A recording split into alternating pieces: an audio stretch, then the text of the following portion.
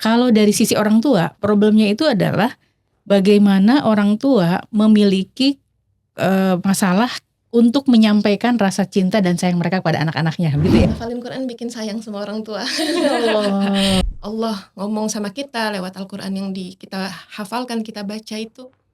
Disitulah makin terasa betapa sayangnya ternyata orang tua sama.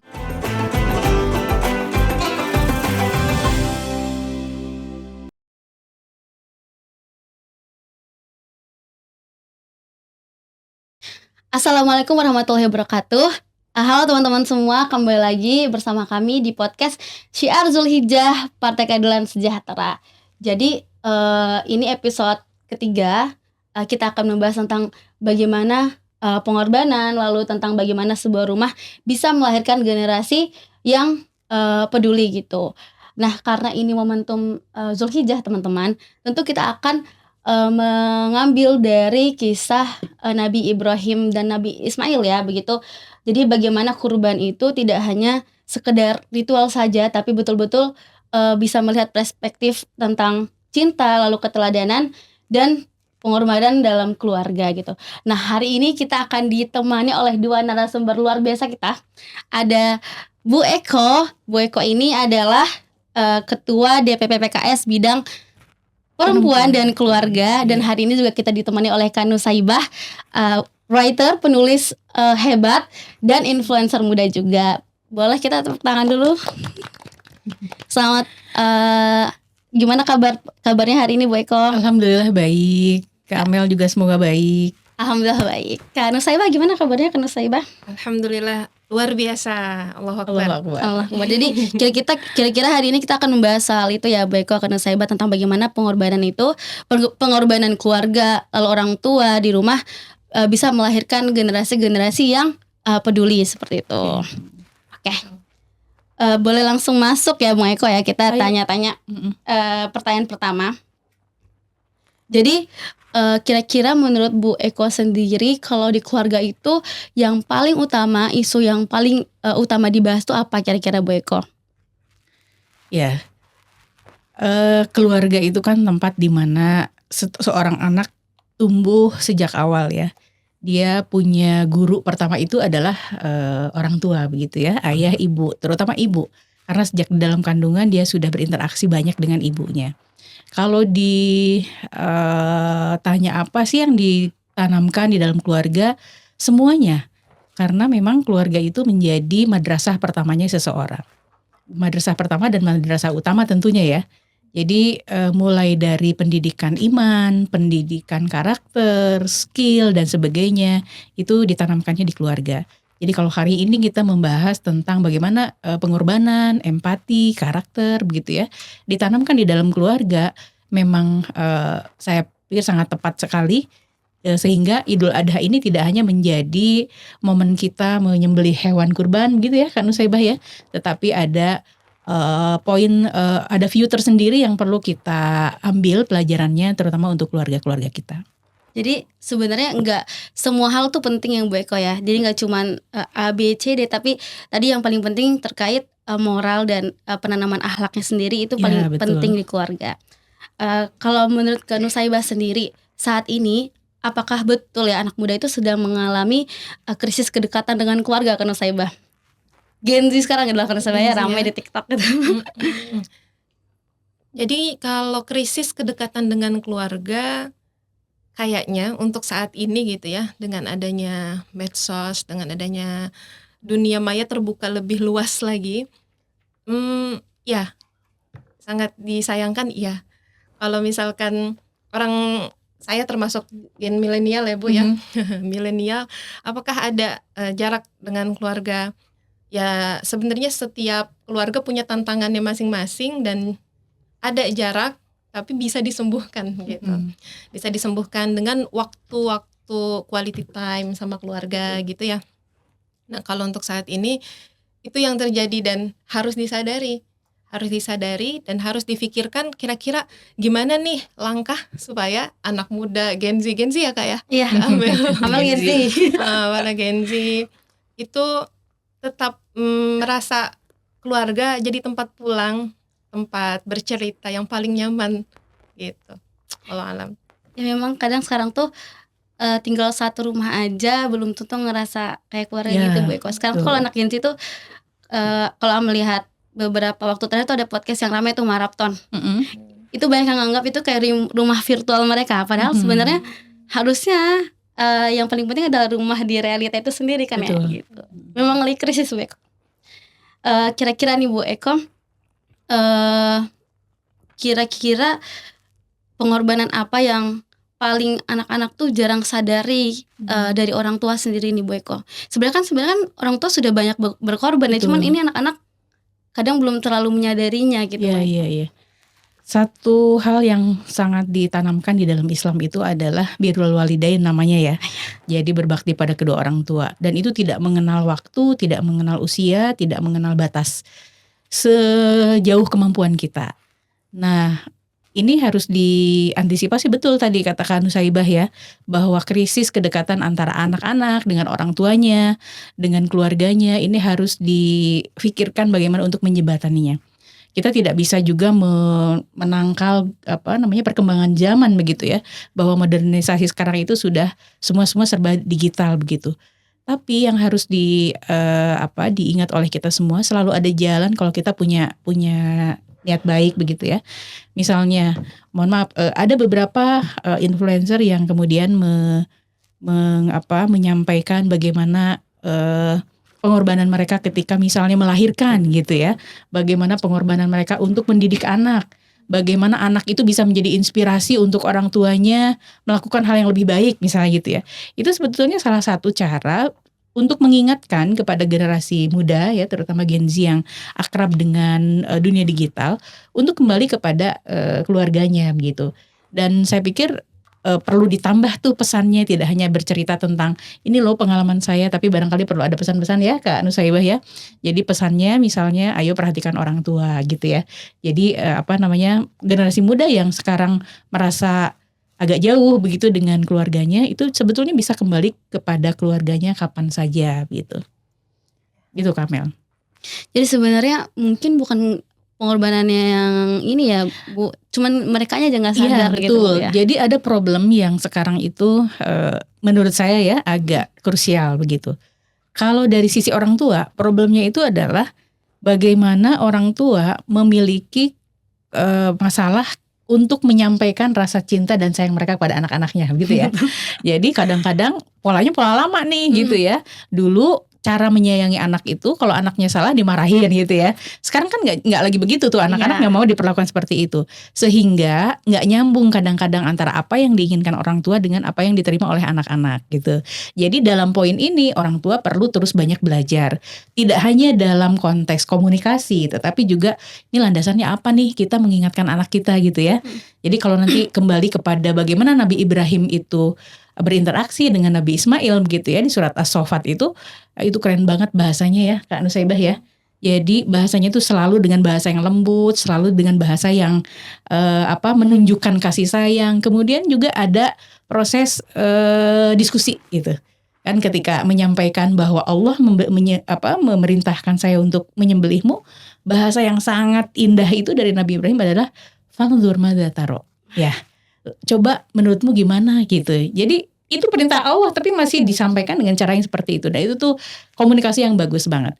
Nah dari sisi anak-anak ini juga ada problem gitu ya.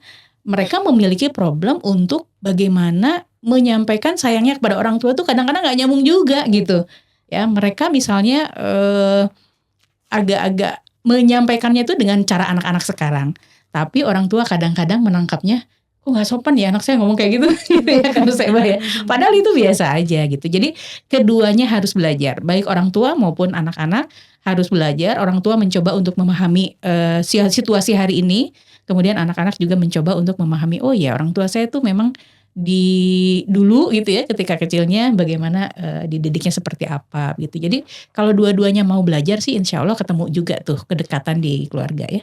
Dan sebenarnya masalah orang tua hari ini mungkin terkait bedanya, ada yang Gen Z anaknya Bu, ada juga yang Gen Alpha sekarang gitu. Jadi kayak random ya, benar-benar harus terus belajar gitu.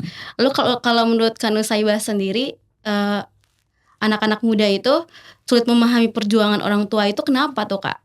kayak kenapa gitu? Kalau Bisa POV Kak jadi, Nusaibah.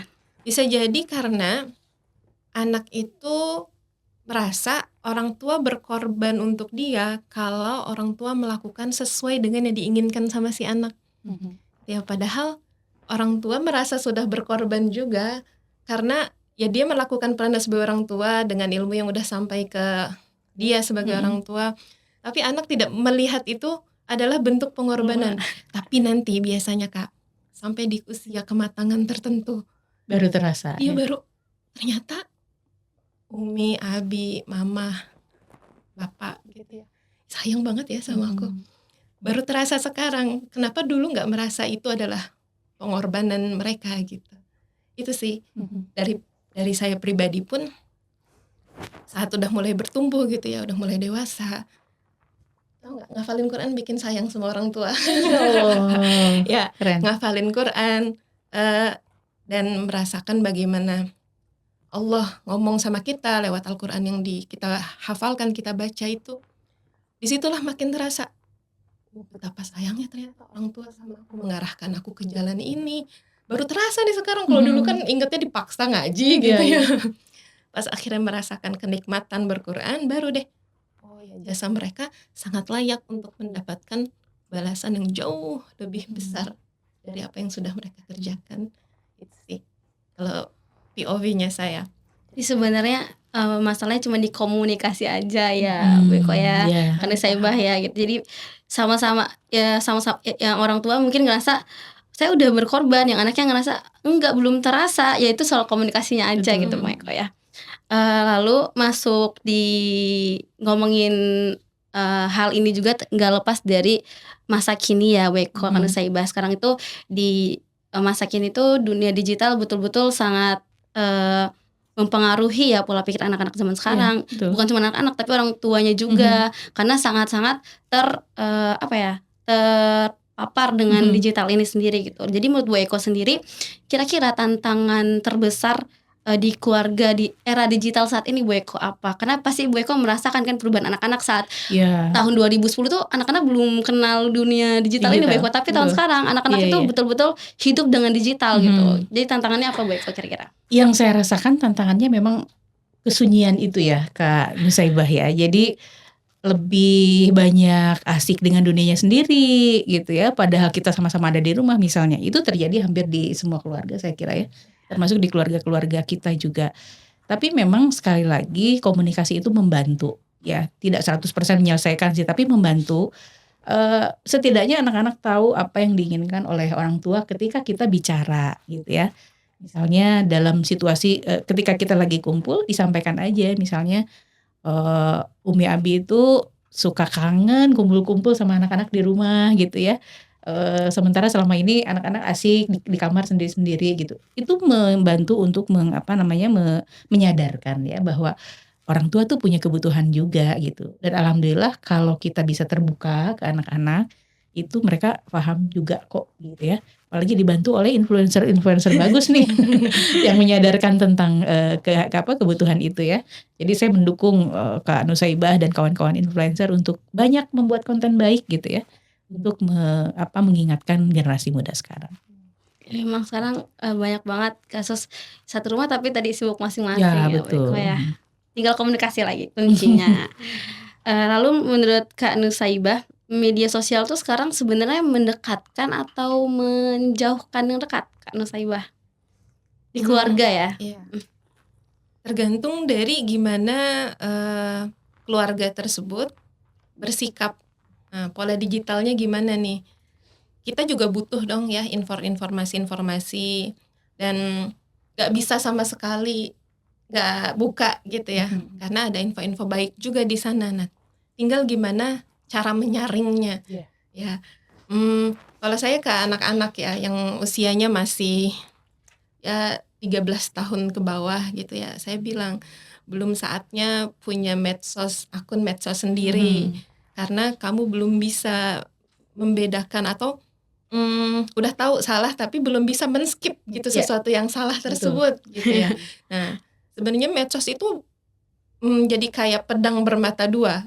Gimana? Begitu ya. Jadi ada positifnya dan negatifnya. kalau kita bisa manfaatkan sisi positifnya, kamu bakal jadi luar biasa banget. Tapi kalau yang udah mulai terpapar, kadang nggak dicari juga lewat sih ya, Iya, yang negatif-negatif betul. tuh itu bisa bahaya banget. Jadi itu yang terus disonding, kenapa temen aku udah punya HP aku belum? Betul. Dia bilang belum saatnya. Saat kamu masih belum bisa men-skip sesuatu yang ini benar apa enggak ya aku tonton gitu. Kadang kan kayak abu-abu gitu, apalagi Iya. kalau anak-anak pokoknya dopamin gitu ya, oh seru Iya, nih iya, gitu, padahal punya efek yang nggak bagus. Iya. Gitu sih mungkin.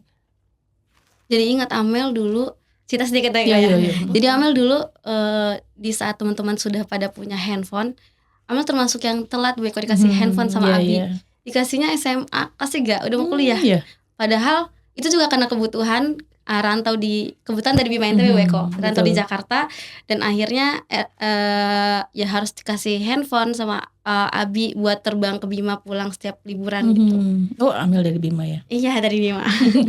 Kayak gitulah. Jadi memang sekarang itu kondisinya banyak banget anak-anak zaman sekarang yang suka Betul. curhat di medsos Beko, karena saya dibanding sama keluarga sendiri gitu.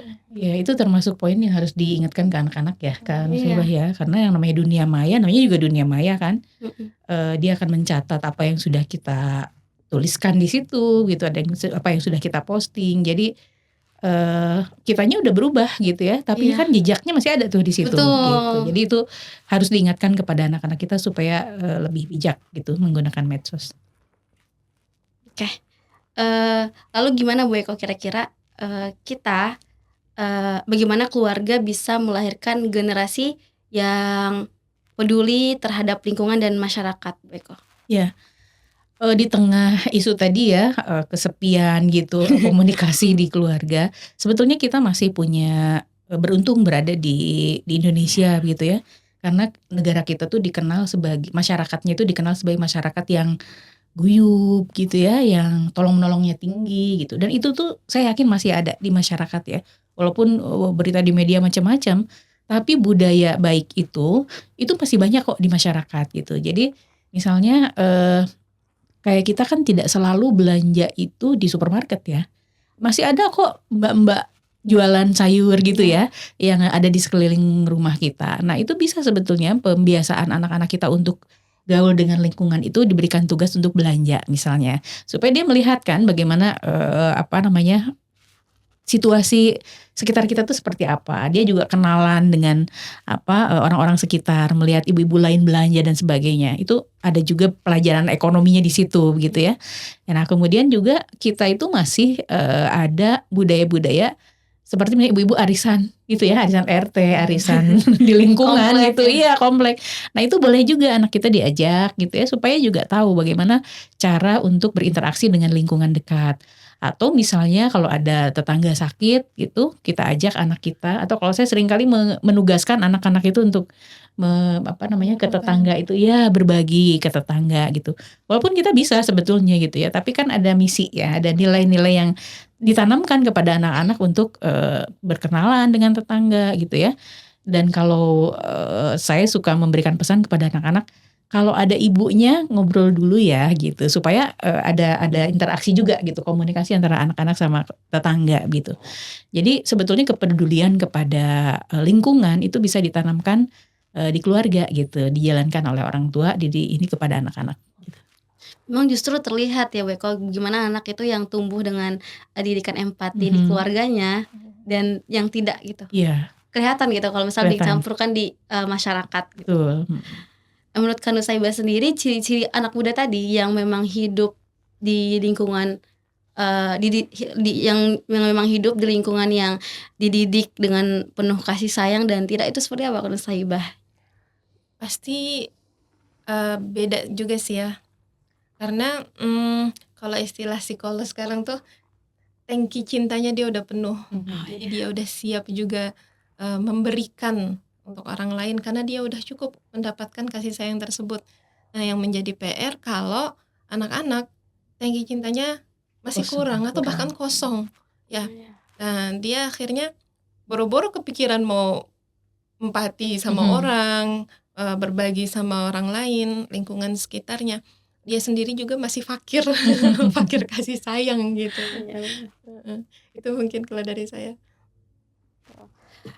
Jadi mungkin sebenarnya yang tadi kalau dari Kak Nusaibah, jadi sebenarnya di Cari Anak Muda itu mungkin tempat pulang yang nyaman gitu ya Kak Nusaibah ya, rumah yang tenang dan Betul. tempat pulang lah gitu. Iya, iya. Di saat dunia rungsing di luar gitu, setidaknya ada rumah tempat buat pulang gitu. Betul. Begitu. Jadi tiba-tiba teringat gitu Kak, banyak lagi-lagi di TikTok ini banyak banget anak-anaknya tuh yang fatherless gitu Bu Eko. Ya. Mungkin ngelihatnya tuh kayak ya gimana mau ngurusin yang lain, orang gue aja hidup ayah gue nggak ngurusin, harus hidup di kaki Iya, sendiri gitu. betul. Jadi dia nggak bisa peduli sama orang, hidupnya aja udah sesusah itu gitu. Iya. Berat lah zaman sekarang kayak. Nah itu sebabnya di bidang perempuan PKS itu ada namanya forum ayah tuh Kak Nusaibah.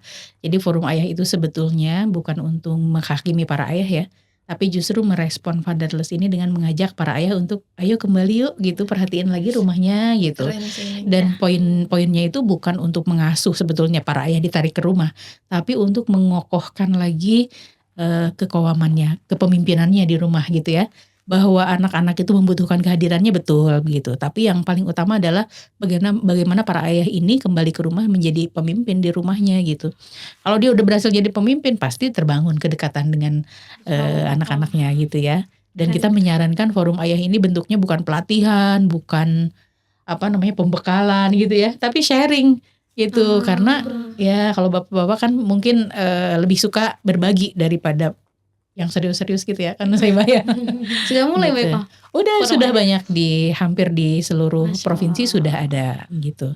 Bahkan kemarin ada yang sangat produktif misalnya di salah satu daerah ya, di mana mereka forum ayah itu sudah mulai melibatkan anak-anak dalam aktivitas mereka. Gitu. Misalnya goes bareng anak-anak gitu. Jadi terbangun juga bonding antara si ayah dengan anak-anaknya. Memang agendanya harus dikemas menarik gitu ya Bu Eko ya. Gak Betul. boleh yang terlalu serius, forum satu arah gitu. Ya, itu namanya aja forum ayah, tapi kegiatannya bebas. Agenda gerak bersamanya, main bola barengnya gitu ya Bu Eko. Keren. Oke. Kita tarik sedikit ke Nabi Ibrahim dan Nabi Ismail nih Bu Eko. Ya.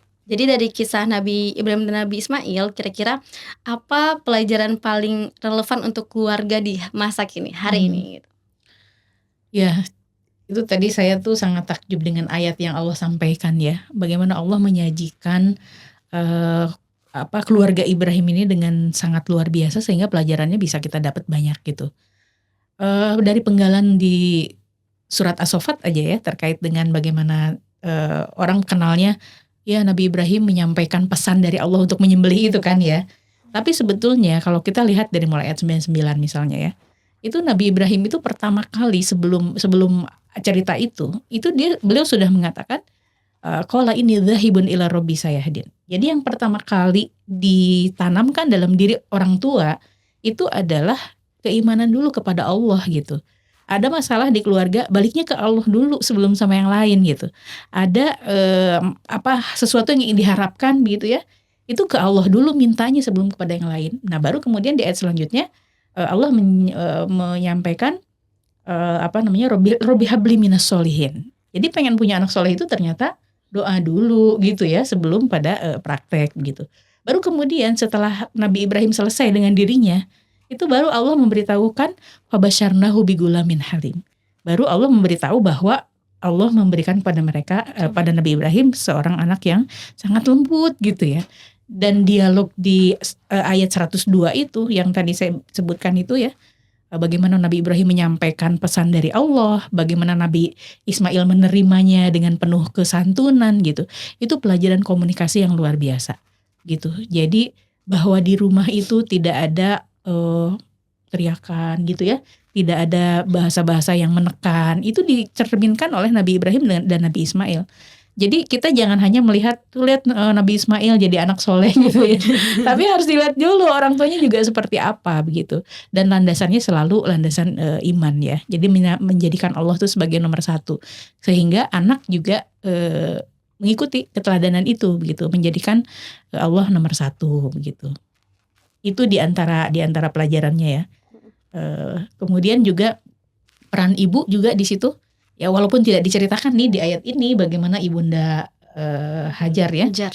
berkomunikasi gitu dengan Nabi Ibrahim, tapi nggak mungkin gitu seorang anak bisa menjadi seorang anak yang kuat seperti ini, santun seperti ini, kalau pola didik ayah dan ibu beda gitu. Ya. Jadi kurang lebih sih ibunda Hajar juga pola komunikasi, pola asuhnya itu sama tuh dengan Nabi Ibrahim gitu, memperlakukan anak sebagai subjek yang dia punya pendapat gitu ya. Makanya tadi ditanya Fangdur madza taro, menurutmu gimana gitu. Dan luar biasa itu jawabannya Ismail kan, ya laksanakan ya abatif al matu'mar gitu ya. Wahai ayahku, lakukan aja apa yang diperintahkan, insya Allah. Masih pakai insya Allah loh ya, insya Allah engkau akan mendapatkan aku termasuk orang-orang yang soleh begitu. Jadi ini mencerminkan visi yang jelas dari keluarga, mencerminkan misi yang jelas. Kemudian juga mereka mencerminkan pola komunikasi dan pola asuh yang tegas juga begitu. Semuanya kembali kepada Allah dan bermula dari Allah. Gitu. Biasa dalam sekali. Kalau menurut Kak Nusaibah sendiri gimana Kak Nusaibah? Saya setuju sama apa yang disampaikan sama Bu Eko. Karena gini, kalau dasarnya sudah kuat pada diri ayah, diri ibu, dan mereka mendidik anak dengan tauhid yang juga kuat gitu ya. Akhirnya terlihatlah bagaimana contoh terbaik yang Allah kasih pada keluarga Ibrahim gitu kan. Coba lihat deh, kadang keluarga itu nggak selalu ideal. Ada ayah, ada ibu, tapi ayahnya harus pergi bekerja, ya kan. Pada saat Nabi Ibrahim meninggalkan Siti Hajar dengan Ismail di biwadin ghairi dzi zar'in inda baitikal muharram gitu ya, ditinggalin di sana. Itu juga ada satu pelajaran yang besar gitu untuk kita umat akhir zaman. Kita nggak bisa mengharapkan semua ideal. Ayah hadir selalu membimbing kita secara fisik gitu ya. Ibu hadir juga, fasilitas harus terpenuhi dulu baru akan menghasilkan anak yang sekualitas Nabi Ibrahim. Enggak, justru semua tantangan-tantangan yang Allah kasih bagi tiap-tiap diri di masing-masing keluarga itu yang akan membentuk. Kalau dibina dengan baik ya Bu, dibina dengan baik, dia akhirnya jadi menyadari, oh iya alhamdulillah ya Allah kasih kondisi-kondisi gini. Allah mengajarkan pelajaran kesabaran ke aku, ditumbuhkan lagi keimanannya, kesabarannya, yakinnya sama Allah. Benar-benar semua hal dibawa balik lagi ke Allah, balik lagi ke Allah. Kalau dipikir-pikir ya Bu, Nabi Ibrahim kan pergi dulu tuh, sempat nggak hadir pada saat Nabi Ismail dan Hajar di Mekah itu, tapi tetap ketaatannya sama Nabi Ismail gitu ya, baktinya sama Nabi Ibrahim nggak berkurang. Berarti kan ada peran ibu juga di sana. Berarti kesolehan yang dijaga oleh masing-masing orang tua, walaupun jarak terbentang gitu ya. Doa itu nyambung, doa itu nyambung ke anak, dan berharap punya anak soleh, solehkan dulu diri kita sebagai orang tua. Itu mungkin ya kalau aku ambil pelajarannya. Ini juga buat yang LDR-an gitu. Itu dia. Jadi bisa jadi teladan ya, bisa jadi contoh. Jadi nggak ada alasan ya Bu Eko kan Nusaibah untuk melahirkan generasi yang baik itu. Gak ada alasan ya mau LDR, mau di mana lah gitu. Yang jelas ya tadi kita siapkan diri kita dulu, baru mungkin bisa mencetak generasi yang baik gitu. Bagus banget jawabannya. Amel terharu dan merinding dari tadi. Oke, mungkin sebelum kita akhiri podcast kita, mungkin ada closing statement dulu dari Bu Eko. Iya, saya ingin mengajak kita semua ya untuk menjadikan Idul Adha ini sebagai momen untuk refleksi di keluarga kita masing-masing. Sudahkah kita menjadi ibu seperti Hajar begitu ya? Sudahkah para ayah menjadi orang tua seperti Nabi Ibrahim? Sudahkah anak-anak kita terlahir menjadi anak-anak seperti Nabi Ismail begitu ya?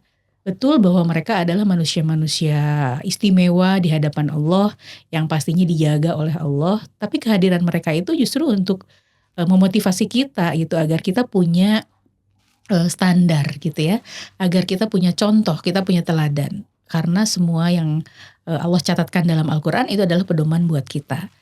Jadi tidak perlu mencari sosok-sosok yang ideal di luar sana begitu ya, tapi di momen Idul Adha ini Allah mengingatkan kepada kita banyak sekali pelajaran gitu, seperti yang tadi sudah kita bahas. Ada pelajaran tentang pengorbanan jelas gitu, ada pelajaran tentang bagaimana kita berempati, bagaimana pelajaran tentang pembentukan karakter anak gitu ya. Itu semuanya ada di Idul Adha. Ya, tinggal kita mau belajar atau tidak, itu sih poinnya. Dan sangat sayang sekali ya Idul Adha yang 1 tahun 1 kali, kalau kita lewatkan begitu aja gitu ya, nggak kita pakai untuk refleksi buat keluarga kita. Kalau dari Kak Nusaibah, Kak? Ya, kalau dari aku gini, saat kita memasuki momen Zulhijjah, saat itulah Allah taruh 1 hari ada namanya wukuf ya.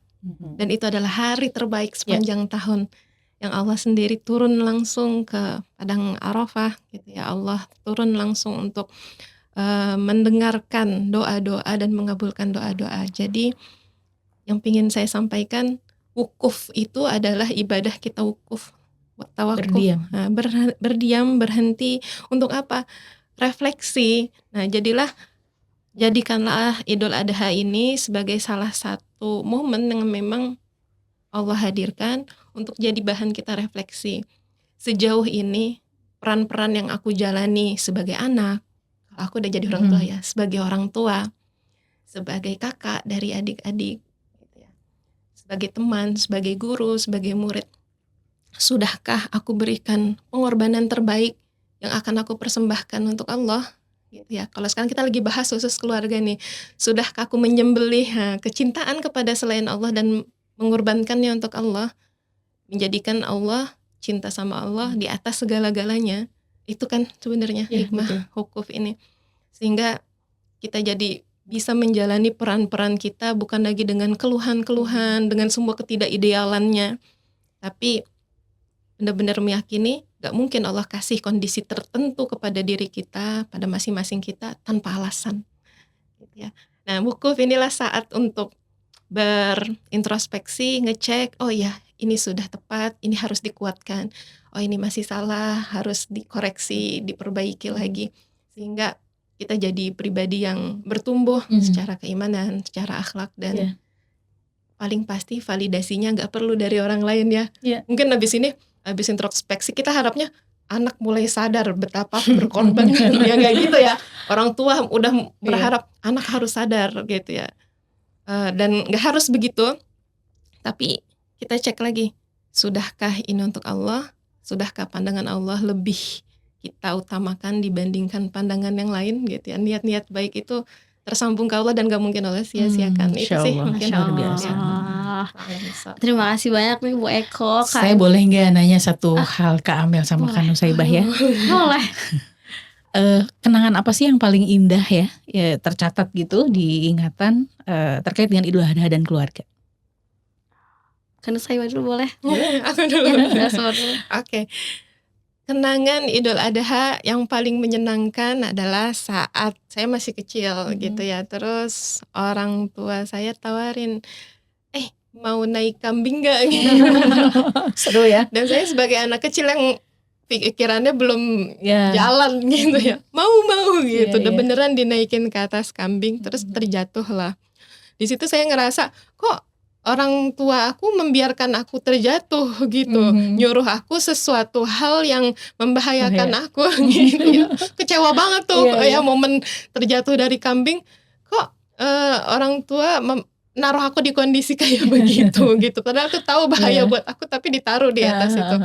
Tapi orang tua yang bangunin aku dari jatuh, setelah jatuh dari kambing gitu, dari atas kambing, itu sambil ketawa-tawa gitu. Saya sebagai anak emang otaknya jalan banget ya. Sampai saat ini kadang masih suka merenung. Sesuatu yang kita bawa baper gitu ya, sampai ngerasa kok jahat sih sama aku gitu. Tapi ternyata ya buat orang yang melakukannya gak ada niatan begitu. Karena dia mau barangkali kan menciptakan momen-momen. Nah sampai saat ini saya ingat kejadian itu, saya tanya ke anak, mau naik gak atas kambing gitu. Anak saya jawab, kan dia masih 2 tahun. Kalau waktu itu saya udah besar ya, udah 4 tahunan atau 5 tahun pas kejadian itu. Nah kalau ini anak saya masih 2 tahun dan dia dengan semangatnya jawab mau. Tapi saya nggak sekuat orang tua saya, beneran ditaruh gitu ya, nggak usah. Nggak jadi. Nah, takut kambingnya ngamuk pas kamu naik. Pernah jatuh. Itu seru. Iya. Ini bagus kenangannya. Amel gimana? Kalau Amel karena lupa ingat Mbak Iko. Cuman yang sekarang lagi happy Amel nanti-nantikan, alhamdulillah di Idul Adha kali ini tuh sekeluarga lebaran di sini. Oh, alhamdulillah jadi kumpul ya. Iya. Beberapa tahun terakhir Beberapa tahun terakhir kan Amel sering pulang Mbak Iko, cuman setiap Idul Adha selalu di sini sendiri sama adek. Iya. Tahun ini semua ngumpul di Alhamdulillah. Jakarta. Ikut seneng ya Kamil ya. Ya gitu. Selamat. Ditanya jadi ingat. Iya. Kayak gitulah. Amel tiap tahun pulang, Idul Fitri pulang. Cuman memang setiap Idul Adha beberapa tahun terakhir selalu di sini. Karena ya cuman 2 minggu, Ya, sebentar ya kok, liburnya. Terus kebetulan kemarin baru wisuda. Selamat. Abi datang sama Umi sama Ade yang bontot. Iya. Terus udah selesai wisuda, pada kayak kita lebaran sini aja deh gitu. Terus kebetulan awal Juni adik Amel yang cowok sekolah di Ashifa itu wisuda juga, lulus SMA-nya. Jadi ya udah deh, dia juga nyusul ke sini, semuanya nyusul sini. Ya udah lebaran sini. Jadi makin terasa ya pengorbanan orang tua. Kayak gitu. Keren. Kurang lebih begitu. Iya. Jadi nangis dia enak. Ya udah begitu kurang lebih teman-teman obrolan kita hari ini ya, Bu Eko, Kanun Saibah. Jadi semoga podcast hari ini tuh nggak berhenti sebagai tontonan saja, tapi betul-betul jadi pemahaman bahwa keluarga itu tempat pertama kita belajar cinta, pengorbanan, lalu empati dan peduli hingga bisa melahirkan keluarga yang hingga kita bisa melahirkan generasi yang kuat gitu. Karena generasi yang kuat ya tentu lahir dari keluarga yang siap gitu, Bu Eko. Terima kasih Bu Eko, Kanun Saibah. Sampai ketemu lagi di podcast selanjutnya. Dadah dulu boleh? Dadah.